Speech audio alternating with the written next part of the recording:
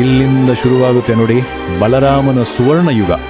ಅಂಬಾರಿ ಹೊರುವ ಆನೆಯಾಗಿ ಅವನು ಮೆರೆದ ದಿನಗಳು. ನಿಜಕ್ಕೂ ಅದೊಂದು ವೈಭವದ ಅಧ್ಯಾಯ.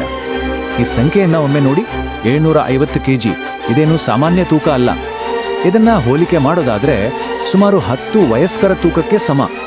ಇಷ್ಟು ಭಾರವನ್ನ ತನ್ನ ಬೆನ್ನ ಮೇಲೆ ಹೊತ್ತು ಕಿಲೋಮೀಟರ್ ಗಟ್ಟಲೆ ನಡೆಯೋದಂದ್ರೆ ಊಹಿಸ್ಕೊಳ್ಳಿ ಎಂಥ ಅಗಾಧ ಶಕ್ತಿ ಬೇಕು ಅಂತ.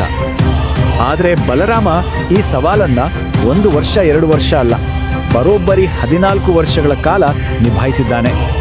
ಇದು ಅವನ ದೈಹಿಕ ಶಕ್ತಿಗೆ ಮಾತ್ರವಲ್ಲ, ಅವನ ಮಾನಸಿಕ ಸ್ಥಿರತೆಗೂ ಸಾಕ್ಷಿ.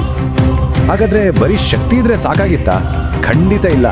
ಬಲರಾಮ್ ಅಂಬಾರಿಗೆ ಆಯ್ಕೆ ಆಗಿದ್ದಕ್ಕೆ ಮುಖ್ಯ ಕಾರಣ ಅವನ ಸ್ವಭಾವ. ಅದೆಂಥ ಶಾಂತ ಪ್ರವೃತ್ತಿ ಅವನದು. ಅಷ್ಟೊಂದು ಜನ, ಗದ್ದಲ, ಸದ್ದು ಯಾವುದಕ್ಕೂ ಅವನು ವಿಚಲಿತನಾಗ್ತಿರ್ಲಿಲ್ಲ.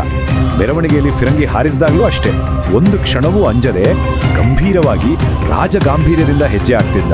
ಆ ನಡಿಗೆಯಲ್ಲೇ ಒಂದು ಘನತೆ ಇತ್ತು. ಅವನ ಜೀವನದ ಈ ಪ್ರಮುಖ ಘಟ್ಟಗಳನ್ನು ಒಮ್ಮೆ ನೋಡಿದರೆ ನಮಗೆ ಒಂದು ಸಂಪೂರ್ಣ ಚಿತ್ರಣ ಸಿಗುತ್ತೆ. ನೋಡಿ, 1987ರಲ್ಲಿ ಕಾಡಿನಿಂದ ಬಂದಿದ್ದು, 1999ರಿಂದ 2011ರವರೆಗೆ ಅಂದರೆ 1 ದಶಕಕ್ಕೂ ಹೆಚ್ಚು ಕಾಲ ಅಂಬಾರಿ ಹೊತ್ತು ಕೊನೆಗೆ ಅರ್ಜುನನಿಗೆ ಆ ಜವಾಬ್ದಾರಿಯನ್ನ ವಹಿಸಿಕೊಂಡ. ಇದೊಂದು ನಿಜಕ್ಕೂ ಅಸಾಧಾರಣ ಪಯಣ.